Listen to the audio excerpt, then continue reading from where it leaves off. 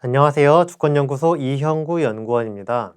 이번 주 아침 햇살은 4.7 보궐선거 국민은 배신자 문재인과 민주당을 심판했다라는 제목입니다. 4.7 보궐선거가 끝났는데 이 이야기를 안 할 수가 없겠죠. 먼저 선거 결과는 어땠습니까? 민주당이 대패했죠.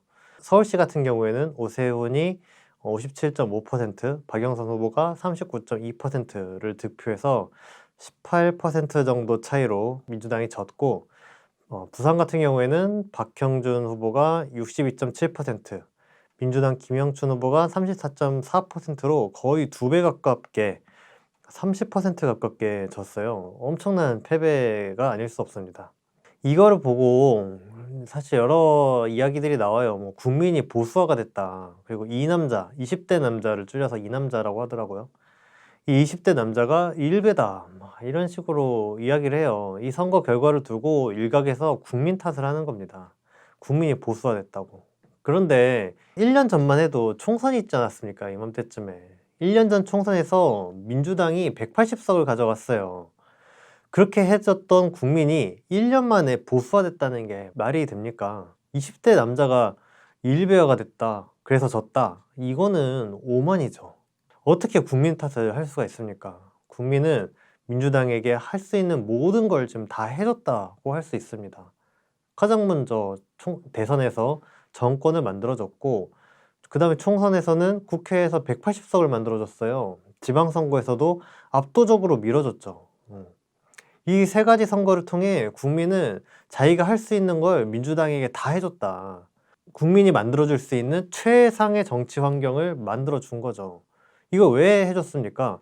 촛불혁명을 하라고 만들어줬잖아요. 촛불혁명이 적폐청산, 사회대개혁 이거를 하라고 문재인 정부를 만들어주고 촛불 국회를 만들어줬는데, 국민이 역할을 이 정도로 해줬으면은 문재인 정부와 민주당은 국민에게서 받은 권력을 이용해서 촛불 개혁을 해야죠. 그런데 지금 어떻습니까? 잘 안 하지 않았습니까? 그래서 선거에서 진 거 아니에요? 이 촛불 개혁을 문재인 정부와 민주당이 힘이 없어서 못한 겁니까? 할 수 있는데 안 한 거죠. 이걸 뭐라 그러냐면 배신이라고 합니다. 배신. 국민의 염원을 배신한 거죠. 그래서 오늘은 문재인 정부와 민주당이 구체적으로 뭘 잘못했는지, 무슨 문제가 있어서 선거에서 졌는지 짚어보려고 합니다. 오늘 짚을 문제점은 6가지 정도 됩니다. 첫 번째로는 적폐청산의 의지가 없었다는 거예요. 가장 먼저 살펴볼 거는 검찰개혁입니다. 검찰개혁도 국민이 사실 얼마나 열심히 싸웠습니까? 지금 다시 생각해도 정말 대단한 것 같아요. 그 2019년에 조국 전 장관을 향해서 검찰이 수십 군데 동시 압수수색을 하지 않았습니까? 그리고 언론이 융단 폭격을 했어요. 표착장애, 펀드에, 입시 비리에 혐의가 몇 가지인지도 모르겠습니다. 검찰과 언론이 막 이 문제 저 문제 막 꺼내들면서 문제가 있다고 막 하는데, 지금도 혐의가 다 뭔지 다 외울 수가 없어요. 그래서 막 머리가 핑핑 돌고 복잡한 상황이었단 말이에요. 그런데 국민은 솔직히 말해서 묻지마 지지를 해준 거 아닙니까? 사실 뭐 전후 관계를 국민들이 세세하게 다 알고 있고 다 밝혀졌기 때문에 촛불 든 거 아니잖아요. 적폐가 검찰 개혁을 막으려고 하는 거다. 이거는 이렇게 생각했기 때문에 국민은 검찰 개혁을 해야 되겠다. 이 의지가 워낙 강하니까 검찰 개혁을 하려고 하는 조국 전 장관을 공격하니까 촛불을 국민들이 무조건 들어준 겁니다. 국민이 검찰 개혁을 하려는 열망이 얼마나 강렬했으면 그랬겠어요. 노무현 전 대통령의 죽음 보면서 국민들이 이를 갈았던 거 아닙니까? 검찰 무조건 개혁해야 된다. 그래서 그걸 하겠다는 조국 장관을 국민은 믿었고, 그래서 촛불을 들었죠. 그게 뭐 소수가 아니었잖아요. 촛불 집회에 나온 사람들 수도 수백만 명에 달하는 만큼 엄청 많았지만 2019년 말에 조국 사태가 있은 뒤에 2020년 초 4월 달에 조국 사태가 연장되는 속에서 총선이 치러졌는데, 그 총선에서 180석을 만들어주지 않았습니까? 그러면 대다수 사람들이 사실은 조국 사태 속에서도 민주당을 밀어준 거예요. 문재인 정부를 밀어줬고. 그러면은 180석을 가진 민주당이 할 일을 했어야죠. 국회가 할 수 있는 검찰개혁이 뭐가 있었습니까? 다름 아니라 윤석열 탄핵이었어요. 그런데 어땠습니까, 국회는? 눈치 보인다고 안 했어요. 뭐 이런 얌체 같은 집단이 다 있습니까? 그 다음에 언론을 볼까요? 언론은 TV조선과 채널A가 종편 재승인 이 심사 기준에 점수가 미달했죠. 그럼 폐지돼야 법적으로 맞는 거예요. 점수가 안 됐는데 사업 승인 내주는 거는 법을 어기는 겁니다. 불법이에요. 예를 들면 운전면허 시험을 보지 않습니까? 근데 뭐 필기 시험이든 뭐 주행 시험이든 점수를 못 넘겼어. 이러면 탈락이잖아요. 근데 종편 같은 경우에 TV조선이랑 채널A는 이 점수가 미달됐는데 탈락시키지 않고 붙여준 거예요. 운전면허 시험 봤는데 도로주행에서 뭐 잘못했는데 조건부로 야 앞으로 조심해서 운전하겠다고 약속하면은 내가 면허 내줄게 이러고 면허 내준 거랑 뭐 다를 게 없지 않습니까? 그냥 불법이죠. 당시에는 어떤 방통위원 중에 한 명이 뭐 배신을 때렸다, 그 사람이 엑스맨이다, 뭐 이런 식으로 개인의 일탈처럼 몰아갔어요. 이런 일이 한 번이 아니었습니다. 그 다음에 2019년에 또 무슨 일이 있었냐면 MBN 있지 않습니까? 종편에 MBN 그 채널을 설립할 때 자본금을 불법으로 충당했다는 게 밝혀졌어요. 그러면 당연히 취소 사유거든요. 종편 못 하는 거예요. 그래서 당연히 폐지가 됐어야 되는데 작년 말에 어떻게 방통위원회에서 어떤 결론을 냈냐면은 6개월 업무 정지 처분으로 지났습니다. 종편 만들 때 불법 자본금으로 충당하면 안 된다는 법이 있는데 이 법을 어긴 걸 갖고 승인을 취소해야 마땅한데 그냥 업무 정지로 끝낸 거예요. 무슨 업무 정지입니까? 이거 불법인 거예요. 문재인 정부가 불법으로 종편을 비호하는 거랑 다를 바가 없습니다. 그 다음에 외교 부분에서 일본 있지 않습니까? 지금 또 일본이 후쿠시마에 그 오염수를 방출한다고 뭐 해가지고 좀 문제인데 지소미아 같은 경우에 어떻습니까? 국민들은 한일 지소미아 폐기하자고 했잖아요. 근데 문재인 정부는 연장했습니다. 그러면서 조건부라고 했었어요. 일본이 수출 규제를 하고 있으니까 이거를 철회해야 된다. 그 조건부에 지소미아를 연장한다 이렇게 이야기를 했는데 일본이 지금 수출 규제 풀었습니까? 여러분 기사 보신 거 있으십니까? 없어요. 왜냐면 수출 규제 안 풀었으니까. 수출 규제를 안 풀고 1년 넘게 있었단 말이에요, 일본이. 그럼 조건부면은 최소한 야 아직까지도 안 했으면은 우리 조건부라고 했는데 더 이상 기다릴 수 없다. 죄송해요. 파기해야 되겠다. 이렇게 해야 되는 거 아닙니까? 얼마 전에 후쿠시마 오염료 방류하면서 뭐 한국 따위의 항의는 받아들이지 않겠다. 뭐 일본이 이랬단 말이에요.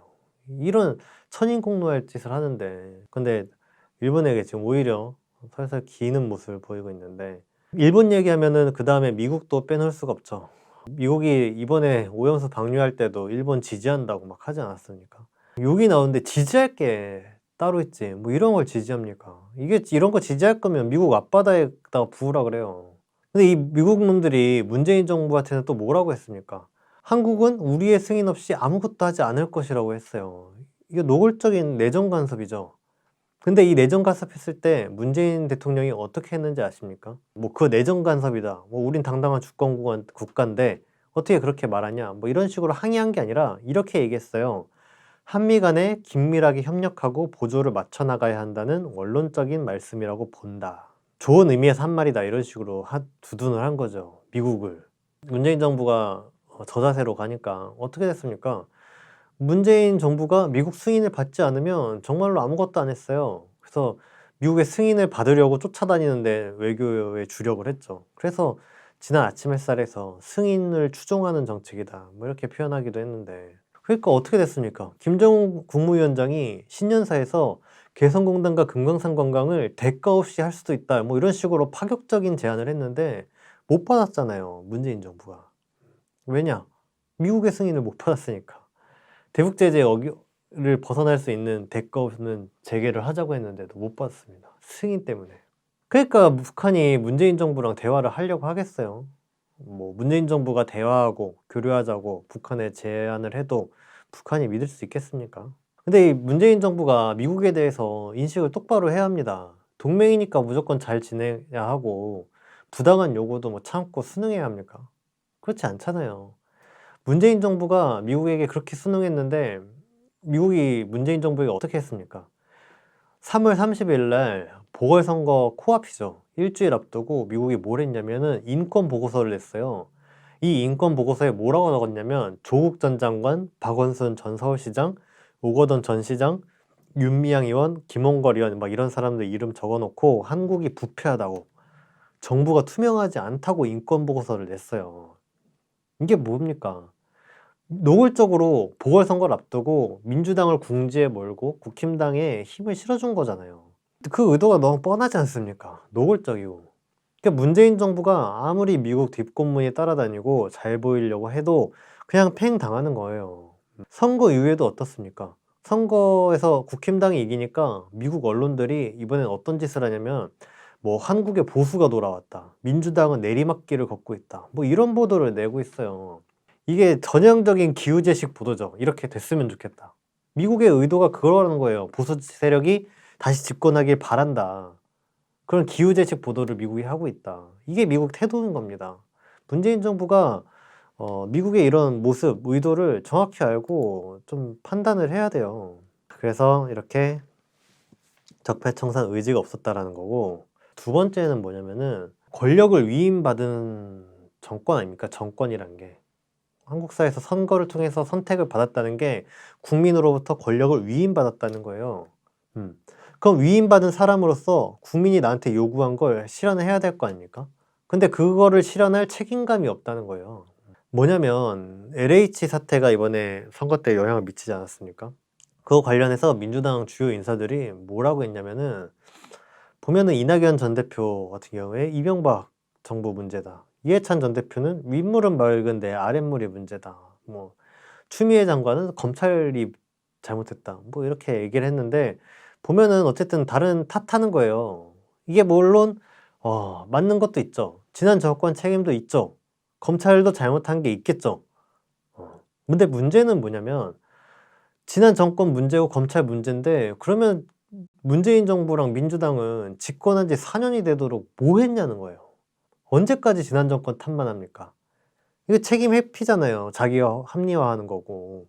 예를 들면은 지금 이해충돌 방지법 이야기가 나오는데, 이것만 진작에 만들어졌어도 LH 사태는 뭐냐면은 LH 직원들이 불법을 저질렀네? 이거 이해충돌 방지법 위반이네? 얘네들은 처벌해야 되겠네? 하고 처벌하면 끝나는 거예요.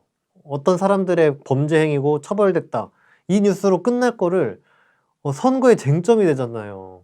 왜냐면 이걸 안 했으니까, 방지를. 이해충돌 방지법을 만들어서 이런 비리를 막았어야 되는데 안 막았으니까 지금 이렇게 된 거잖아요. 근데 무슨 지난 정권 탓만 합니까? 애초에 이해충돌 방지법이 있었으면은 LH 직원들도 법에 걸리니까 이렇게 노골적으로 정보를 이용해서 투기할 시도를 하기 어려웠을 거예요. 이 이해충돌 방지법이 뭐 오늘 내일 이야기 나온 것도 아니에요. 처음 나온 거는 2013년에 김영란법 만들어질 때 그때 같이 발의된 겁니다. 문재인 정부 들어서도 2019년에 손혜원 의원 있지 않습니까? 이 논란이 됐을 때도 이해충돌 방지법 이야기가 나왔었고, 2020년 총선이 끝나고 하반기 때, 그러니까 민주당이 180석을 얻었을 때죠. 이때 박덕흠 의원이 논란이 됐었어요. 박덕흠 의원이 국회 국토위에서 들어가가지고 관련 부처에, 그 정부 부처에 작용을 해가지고 자기네 회사에 수천억 원대를 밀어넣습니다. 그때도 뉴스 언론 기사 보면은 그때 똑같아. 이해충돌 방지법이 있었으면 박덕흠 막을 수 있었다, 이런 보도가 그때도 나왔어요. 이렇게 이야기가 나왔을 때 이해충돌 방지법을 통과시켰으면은 LH 사태 막을 수 있었습니다. 근데 이게 지금도 통과가 안 됐죠. 최근에 이슈가 되니까 국회에서 뭐 이야기가 되고 있는데, 정말 웃긴 게 이해충돌 방지법 대상에 시가와 처가는 빼겠대요. 이게 민주당이랑 국힘당이랑 국회 상임위 소위원회에서 합의를 한 겁니다. 너무 이게 뭡니까? 너무 노골적이지 않아요, 의도가? 시댁 명의로, 처갓집 명의로 하면은 된다는 거잖아요. LH 직원들이 투기를 할 때 자기 어머님, 장모님 뭐 이런 사람 명의로 사면은 된다는 거잖아요. 지금 장난합니까? 그럼 LH 직원들은 지금 바보같이 자기 명의로 사가지고 지금 이 고생하고, 이해충돌 방지법을 만들자니까 대놓고 빠져나갈 방법을 만들어주고 있잖아요. 이 지금 국회 소위원회에 국힘당이 더 많아요? 민주당이 더 많아요? 민주당이 더 많을 거 아닙니까? 그럼 이거 어떻게 변명할 겁니까? 이걸 보면 그러니까 어떤 생각이 듭니까? 왜 민주당이 지금 이해충돌 방지법을 이런 식으로 만드냐? 그럼 국민이 보기에는 야, 민주당 실세 중에서도 저 법에 사람들이 걸리는구나. 저 법에 걸리는 사람이 많으니까 법을 안 만들지. 이렇게 생각하게 되는 거예요. 그럼 국민이 보기엔 와, 민주당도 저 법 안 만들면서 전 정부 탓만 한다. 이렇게 되지 않습니까? 추미애 전 장관이 검찰 탓하는 것도 똑같아요. 정권, 권력을 준 겁니다. 국회 권력도 줬잖아요. 촛불개혁하는데 정부는 가졌는데 국힘당이 사사건건 발목 잡는다고 해서 국회 권력도 줬어요. 왜 줬겠습니까? 적폐가 적폐청산을 한다 그러면 저항할 거 아니에요.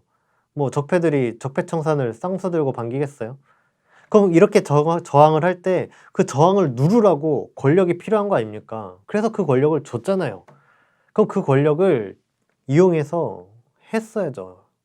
그 권력을 쥐고도 검찰이 반발해서 검찰개혁 못하겠다 이럴 거면은 그 사람들에게 국민이 뭐하러 권력을 줍니까? 근데 정권 가진 사람이 검찰이 제대로 안 했다고 탓을 하면 어떡합니까? 그 사람들에게 뭐하러 표를 줘요? 무책임했던 것 중에 뭐가 있냐면은 재난지원금. 이번에 박영선 후보랑 김영춘 후보가 당선되면 재난지원금 10만 원 주겠다고 모든 시민들에게 공약을 했어요. 보편 지급이었거든요. 이게 기만적이잖아요. 민주당은 지금 정책이 뭐였습니까? 국민들이 지금까지 내내 재난지원금 보편 지급해라 라고 이야기를 했는데 무시하고 끝까지 선별 지급하지 않았습니까? 박영선은 뭐 개인 자격으로 나왔어요? 민주당 후보잖아요. 근데 왜 민주당이랑 박영선이랑 정책이 다릅니까? 선거 전에는 선별 지급하다가 선거돼서 표 받을 때 되니까 보편 지급하자고 하는 거 아닙니까? 이거 표 필요하니까 표 달라고 하는 구표 구걸처럼 느끼지 않겠어요, 국민들이? 세 번째로는 무능하다. 부동의 이제 대표적인 거는 부동산이죠. 문재인 정부가 임기 초에 집값을 잡겠다고 임대주택 활성화 정책을 폈는데 이 정책이 엄청난 세금 혜택을 주었기 때문에 오히려 투기를 부추겼고 그래서 집값이 천정부지로 치솟았죠. 이게 정말 자충수였죠. 과거에 집을 미리 갖고 있었던 사람은 집값이 오르면 좋을 수도 있죠. 근데 집값을 다시 솔직히 떨어뜨려도 기분은 상하지만 그 사람들이 손해보는 건 아니니까 그렇게까지 큰 문제는 아니에요. 기분은 물론 나쁘겠지만. 근데 지금 이미 집이 비싸졌는데 비싸진 뒤에 지금 집을 사야 했던 사람들 있지 않습니까? 집값이 오른 뒤에 뭐 결혼을 했다든지 뭐 취직을 해가지고 뭐 살집이 필요해서 샀다든지 뭐 하면 그 사람들은 한참 비쌀 때 샀으니까 지금 집값 떨어지면 어떻게 됩니까? 손해보잖아요. 그러면 억울하고 분통이 터지겠죠. 왜 지금까지 내내 집값 오르다가 내가 샀더니 집값 떨어지냐? 왜 나는 손해봐야 되냐? 그러면 지금 어떻게 되냐면은 집값이 내려가도 욕먹고 안 내려가도 욕먹는 상황인 거예요. 상황이 이렇게 되다 보니까 박영선 후보도 선거 때 집값이 급격하게 오르는 것도 나쁘지만 급격하게 떨어지는 것도 경제에 악영향을 미친다라고 이야기를 했어요. 그러면 어떻게 할 겁니까, 지금? 집값을 떨어뜨릴 거예요? 아니면 뭐 올릴 거예요? 어이없지 않습니까? 듣는 국민은 황당하잖아요. 집값이 지금 올라가지고 문제인데 떨어뜨려도 안 된다고 지금 이야기를 하면은 도대체 어쩌겠다는 거냐. 그러니까 정책을 처음에 잘못 펴니까 사면 초과가 된 거죠. 진퇴양난이 된 건데, 그러니까 집권당이 무능하면은 국민이 어떻게 죽어나가는지를 보여주는 대표적인 사례가 됐어요. 문재인 정부의 부동산 정책. 네 번째로는 문재인 정부와 민주당이 양심과 도덕에 문제가 있다는 겁니다. 적폐청산이란 게 하나의 전쟁이에요. 아까도 말씀드렸지만은 적폐청산하겠다는데 적폐가 가만히 있겠습니까? 적폐가 어떤 사람들입니까? 대한민국의 돈과 권력을 다 차지하고 이 나라를 주무르고 있던 사람들이에요. 집단입니다. 그렇게 자기들에게 좋았던 세상을 야, 그러면 이제 너가 가져라 하고 냅다 준답니까? 죽기 살기로 저항하고 싸우죠. 그러니까 적폐들이 적폐청산을 하면은 자기들이 죽는다고 생각해요. 그래서 어떤 식으로 비유하냐면 베트남처럼 생각합니다. 뭐 우리 군대나 예비군 같은 거 가면은 정말 심심찮게 듣거든요. 베트남처럼 공산화될 수 있다. 남베트남 망했던 것처럼 망한다. 이렇게 얘기를 해요. 홍준표나 뭐 이런 국힘당 뭐 이런 사람들이 주된 레파토리입니다. 근데 이게 당시에 남베트남 집권자가 너무 부정부패해가지고 민중에게 외면을 당하고 있던 상태였어요. 그런 상태에서 북베트남군이 오니까 그 사람들을 막 환영했다고. 근데 적폐들은 적폐청산이 된다는 거를 이런 거랑 똑같이 생각하는 거예요. 남베트남의 부정부패한 집권자들이 망하듯이 자기네 세상이 망한다고 생각하는 거죠. 그러니까 다 죽는 거예요. 적폐들에게 적폐청산이란 거는. 그러니까 죽지 않기 위해서 죽자 살자 싸우는 거죠. 이런 적폐 세력을 청산하려면은 우리들도 죽자 살자 싸워야 됩니다. 이 죽자 살자 싸우는 게 뭐예요? 지금 뭐 총 들고 전쟁하는 건 아니니까 지금 정치를 하지 않습니까? 정치에서 죽자 살자 싸우는 데서 기본은 뭐냐면 적들이 공격할, 반격할 명분을 주지 않는 겁니다. 그래서 개혁을 하려는 사람들은 깨끗해야 돼요.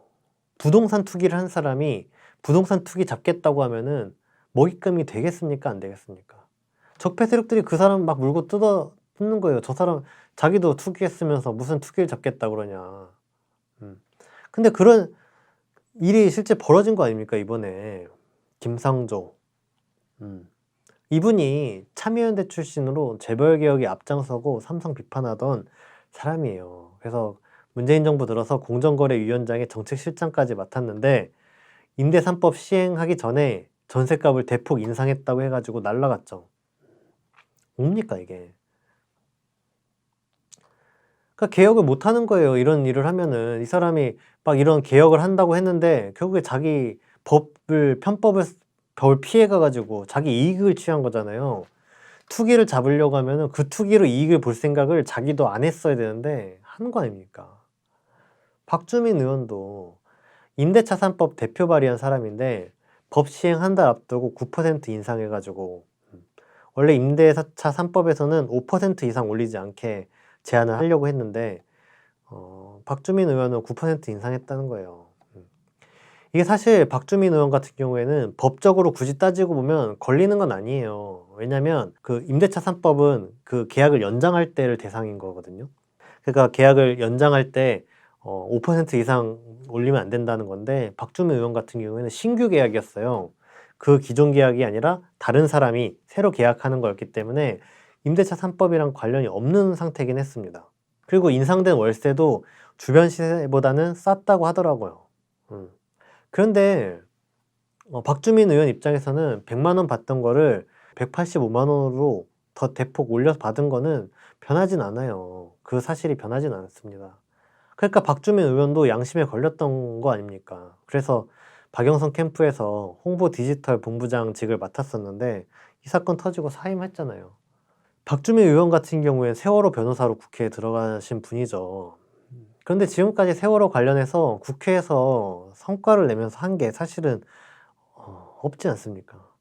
이런 사례를 보면은 문재인 정권이나 민주당은 개혁을 이야기를 하는 것도 결국엔 뭐냐면 출세하기 위해서가 아니냐. 어떤 한 자리를 차지하고 인정받고 이름을 떨쳐서 출세, 잘 나가게 되기 위해서. 개혁을 한참 외치다가도 권력을 조금이라도 가지면 그 권력을 지키고 더 높이 올라가려 들고 그 권력을 이용해서 사익을 추구하고 이런 게 어느 순간에 압전이 된 거예요. 이런 데서 좀 참고할 만한 게 다산 정약용 선생이 목민심서라는 책을 썼어요. 목민심서라는 거는 그 통치자 이런 사람들이 가져야 할 지침, 자세 뭐 이런 책입니다. 거기에 보면 이런 내용이 있어요. 목자가 참여하지 못하면 백성들을 그를 도둑으로 지목하고 그가 지나가는 거리에선 더럽다 꾸짖는 소리로 들끓을 것이니 부끄러울 노릇이다. 이게 뭐냐면 청빈해야 된다는 겁니다. 검소해야 된다. 그렇지 않으면 백성들이 꾸짖는다. 청빈하자고 해가지고 뭐 밥도 뭐 굶고 집도 없이 살라고 요구하는 것까지는 아니에요. 그런데 집은 자기 살 집만 있으면 되지 않습니까? 집 두 채, 세 채 가지면서 투기해야 되는 거 아니잖아요. 공무원 월급으로 자기 생활 소박하게 살 수 있지 않습니까? 뭐 월급이 적어요, 국회의원. 그 돈으로 생활을 할 알뜰살뜰 꾸리면 되는 거예요. 꼭 돈 벌려고 아득바득 굴어야지 겨우 뭐 입에 풀칠하고 사는 거 아니지 않습니까? 이런 얘기하면 어떤 사람은 "야 자본주의 사회에서 돈을 버는 게 일하는 이유인데 왜 그걸 하지 말라고 그러냐." 뭐 이런 사람도 있을 수 있지만 그럴 거면 그냥 돈을 벌어요. 개혁한다고 하지 말고. 개혁하겠다는 사람은 삶의 가치, 삶의 보람을 부자가 되는 거에서 찾으면 안 되는 거예요. 내가 부자가 되는 게 삶의 가치인데 서민을 위해 개혁을 할 수가 있습니까? 부자가 되는 게 삶의 가치면 어떻게 해야 내가 돈을 벌까가 앞장서게 될 거 아니에요. 그럼 국회에서도 그 생각하게 되는 거 아닙니까? 그럼 돈이 아니라 삶의 보람을 어디서 찾아야 되냐? 개혁에 성공할 때 국민들이 보내주는 지지, 사랑, 믿음, 여기에서 삶의 보람을 찾아야 하는 거죠. 그런데 민주당 어떻습니까? 개혁을 하려는 마음도 있겠죠. 근데 그것과 동시에 권력의 맛, 돈의 맛을 누리려는 걸 포기하지 않으니까 자꾸 문제가 생기는 거예요. 박영선 후보 보십시오. 도쿄 아파트 논란이 있었죠. 박영선 후보가 이명박 정권 때 BBK 의혹을 제기했더니 이명박이 탄압을 하더라. 그래서 남편이 도쿄로 옮길 수밖에 없었다고 설명을 했어요. 그거는 충분히 이해할 수 있죠. 그런데 그 다음이 문제죠. 남편이 2013년에 다시 귀국을 했어요. 그러면 그때 집을 팔았어야 될 거 아닙니까? 그거 왜 안 팔았냐 했더니 갑자기 귀국하게 돼서 팔 수가 없었다는 거예요. 그런데 박영선 측이 안 팔고 이걸 세를 줬는데 그 세를 준 기간이 7년이 넘습니다. 그리고 그 아파트는 박영선 후보가 시장 출마할 때 돼서야 처분하려고 시도를 했어요.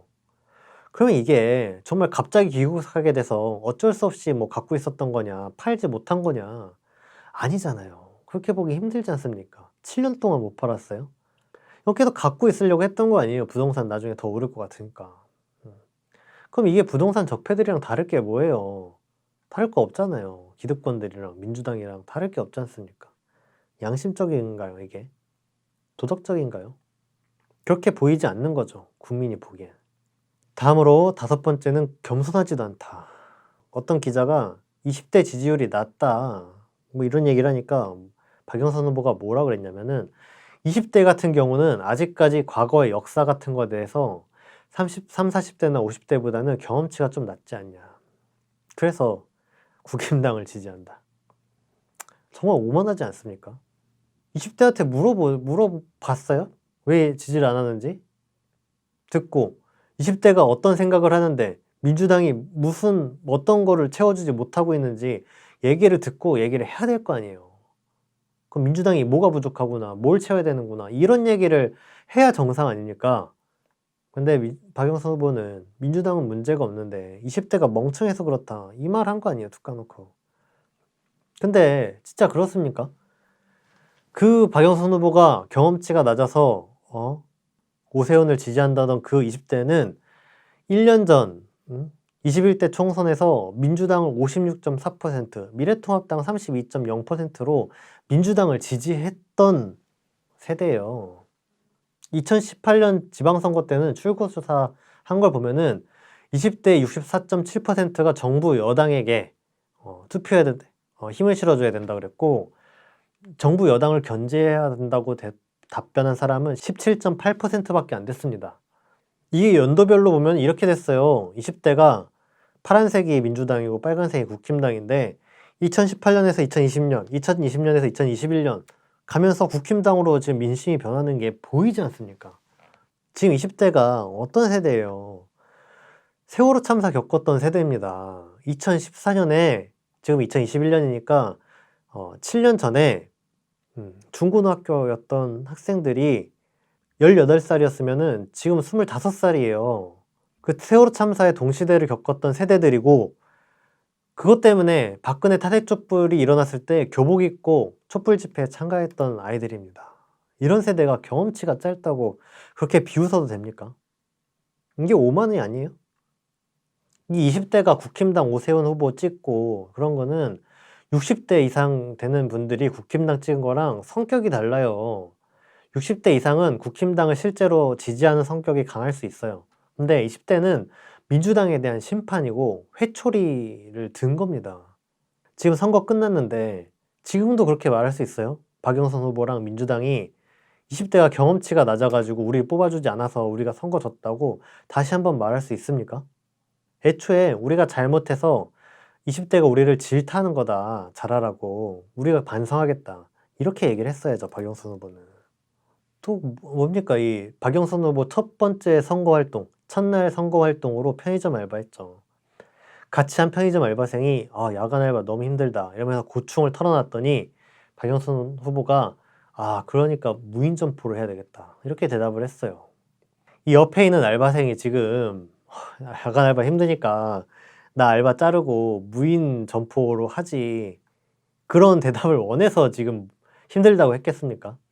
야간 수당을 늘려야 된다거나 뭐 이런 대답을 기대하지 않았겠어요? 거기에다 대고 어떻게 무인 점포 당신 자르고 무인 점포 해라고 권유하겠다는 말이 나옵니까?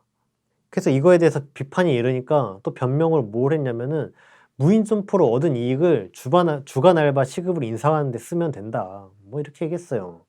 지금 장난하는 건 아니잖아요. 차라리 잘 몰랐다. 생각이 짧았다. 잘못 말한 것 같은데 미안하다. 야간 편의점 그 야간 알바 수당을 올려야 되겠다. 뭐 이런 식으로 반성하는 게 있어야지. 내가 무인 점포 한 말은 틀린 말 아니야. 난 이런 의도로 얘기했어. 뭐 이렇게 변명하는 게 반성이란 게 없지 않습니까? 겸손하지 않은 거죠. 여섯 번째로 민주당과 문재인 정부가 적폐와 기득권과 타협한다는 거예요. 민주당이 한계가 많다 보니까 뭐 여러 가지 뭐 돈도 벌고 싶고 뭐 여러 가지 한계가 있다 보니까 적폐 그리고 기득권과 손잡게 되는 방향으로 계속 가는 거예요. 기득권을 인정을 하고 그들과 손 잡는 거죠. 작년에 의대생들이 국시 거부하지 않았습니까? 이 국시 거부를 왜 했냐면은 문재인 정부가 의사 인력이 부족하다 해서 확대를 하고 공공의료가 지금 부족한 상태여가지고 공공의대 만들겠다고 했는데 그걸 반대한다는 거예요. 그래서 의대생들이 국시 거부를 한 겁니다. 근데 당시 여론조사를 보면은 의대 정원을 확대하거나 공공의대 설립하는 거는 찬성한다라는 여론이 61.4%였어요. 이거 반대하는 여론은 25.5%밖에 안 됐습니다. 의대생 국시에 응하지 않았는데 이거 재응시하게 허락해줘야 되냐 말아야 되냐 이거에 대해서 찬성이 36.9%고 반대는 57.9%였어요. 압도적으로 많은 여론이 공공의대 설립하는 거, 의대 정원 확대하는 거 찬성하고 의대생들 국시에 재응시하지 못하게 막아야 된다라고 대답을 한 거예요. 근데 문재인 정부는 정반대로 행동했죠. 공공의대 설립 및 의대 정원 확대는 보류하고 국시 응시는 허용해줬습니다. 또 이낙연 전 대표는 올해 정초부터 박근혜 사면하겠다고 대놓고 적폐를 인정하고 풀어주고 손잡겠다는 거 아닙니까?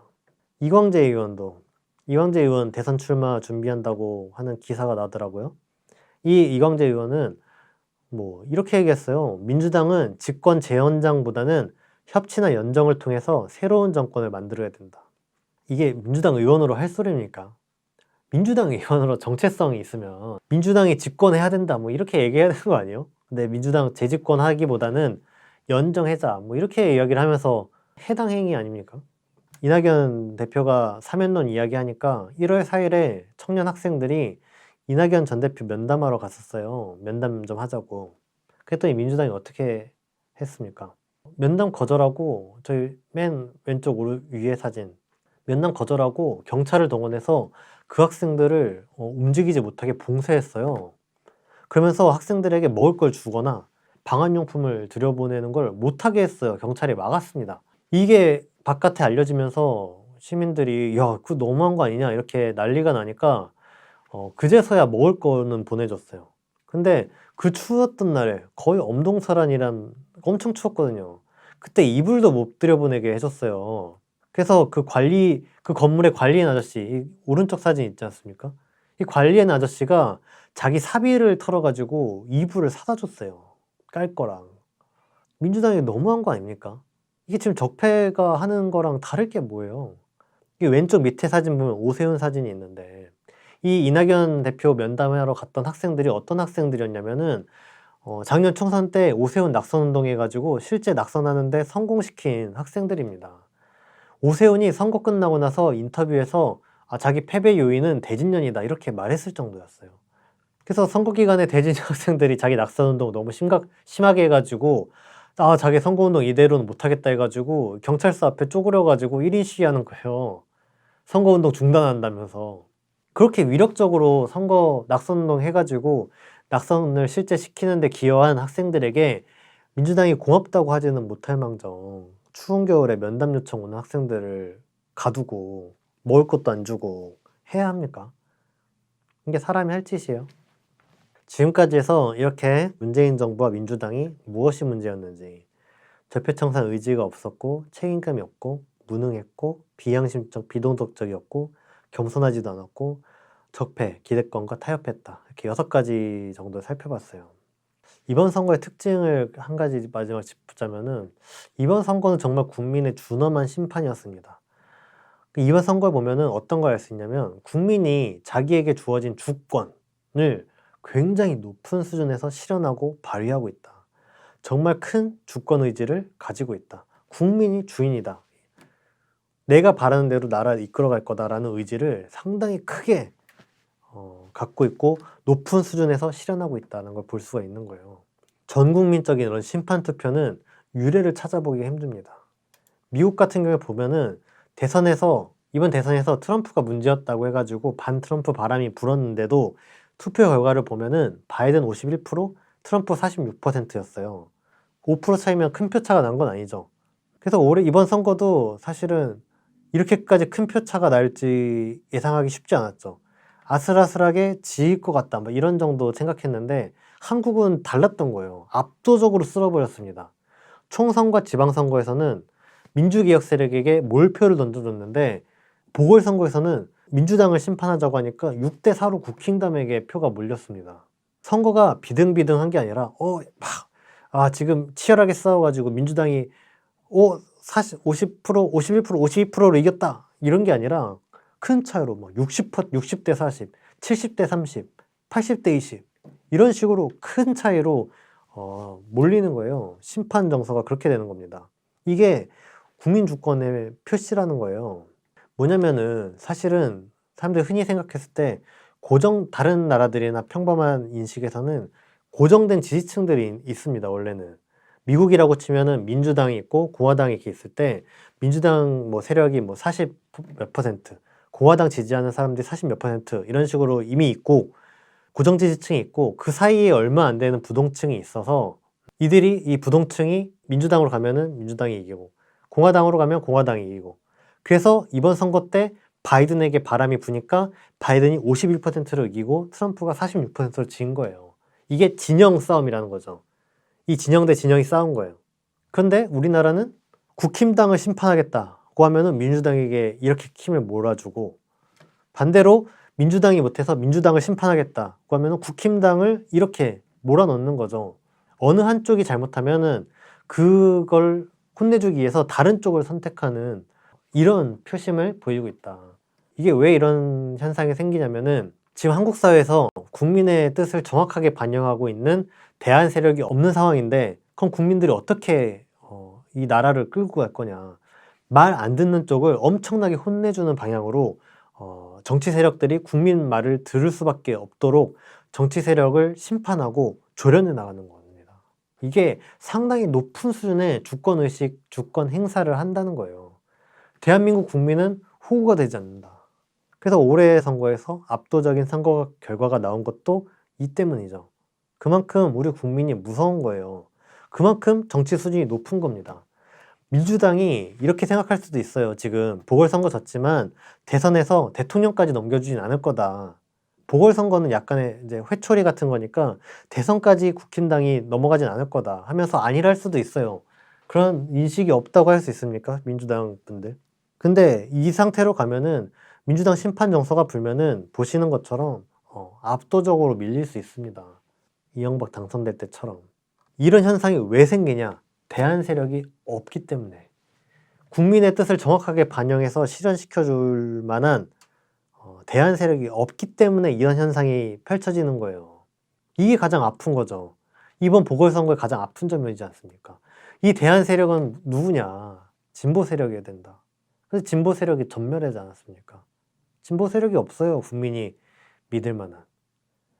그러니까 국민을 받들겠다고 나서고 하고 있는 진보 세력은 반성을 정말 심각하게 해야 되지 않습니까?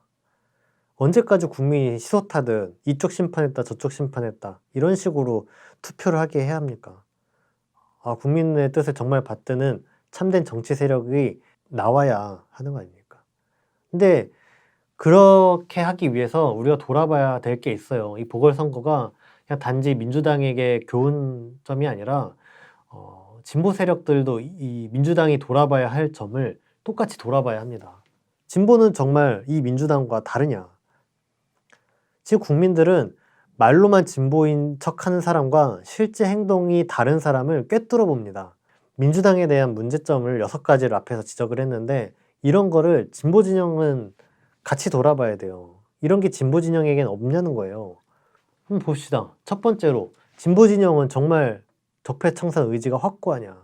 부동산 적폐 예를 들어보면 부동산 적폐를 청산하려면 어찌해야 합니까?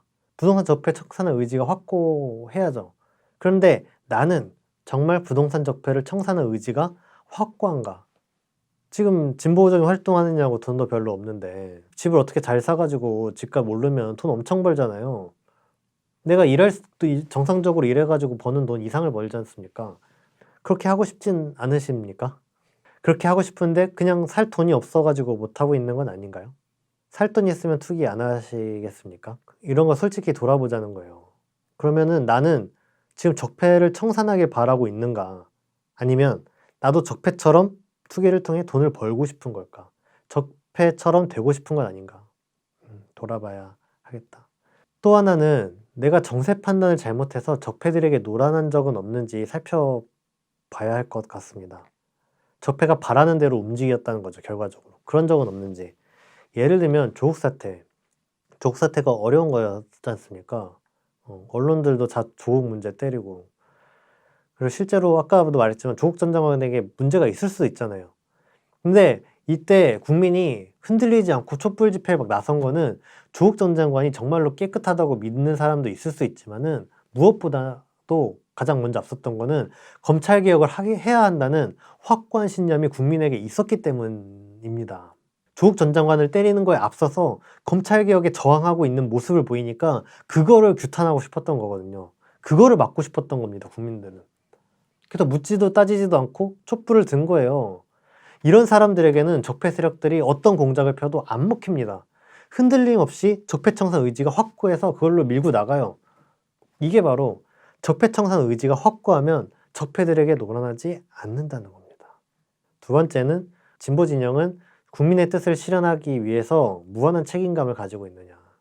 우리 속에서도 우리 단체, 우리 사람들, 우리 패권이나 집단 이기주의에 빠져 있진 않나. 아니면 내가 옳고 내가 잘났다고 해서 국민을 등한시하지는 않나.